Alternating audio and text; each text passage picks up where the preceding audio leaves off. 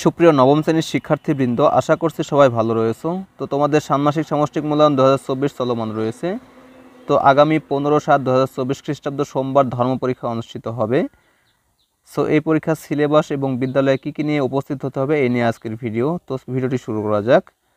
তো এখানে সিলেবাস রয়েছে। তো শুরুতে রয়েছে ইসলাম ধর্ম। তো ইসলাম ধর্ম বইয়ের 1 থেকে ঠিক 75 পৃষ্ঠা পর্যন্ত তোমাদের অনুশীলন করতে হবে এবং 1 থেকে 75 পৃষ্ঠার মধ্যে তোমাদের প্রশ্ন করা হবে এবং সে আলোকে তোমাদের অ্যান্সার করতে হবে।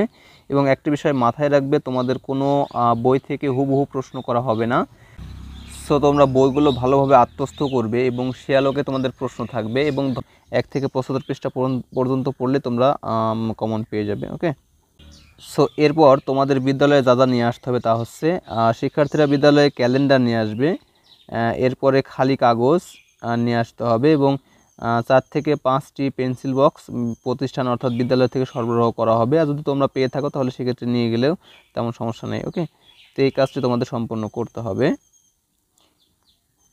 এরপর অন্যান্য ধর্ম, যেমন হিন্দু ধর্ম যারা রয়েছে তারা 1 থেকে শুরু করে যে 54 পৃষ্ঠা পর্যন্ত তোমাদের বইটি রয়েছে এই বইটি অনুশীলন করতে হবে এবং তোমাদের বই থেকে একক কাজ, দলীয় কাজ এবং যে ছকগুলো রয়েছে, শূন্যস্থান রয়েছে, সেগুলো ভালোভাবে বুঝে বুঝে করতে হবে। ওকে।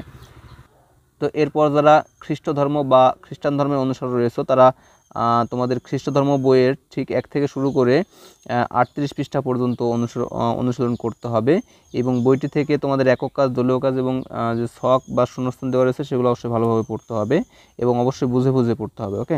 এরপরে সবশেষে রয়েছে বৌদ্ধ ধর্ম। তো যারা বৌদ্ধ ধর্মের অনুসারী রয়েছে তাদের বৌদ্ধ ধর্ম বইয়ের ঠিক 1 থেকে শুরু করে 56 পৃষ্ঠা পর্যন্ত অনুশীলন করতে হবে এবং যেহেতু তোমাদের বই থেকে স্ট্রেট প্রশ্ন দেওয়া থাকবে না, সো তোমরা অবশ্যই বুঝে বুঝে পড়বে এবং সেগুলো আত্মস্থ করার চেষ্টা করবে, সেভাবে তোমাদের প্রশ্ন করা হবে। ওকে।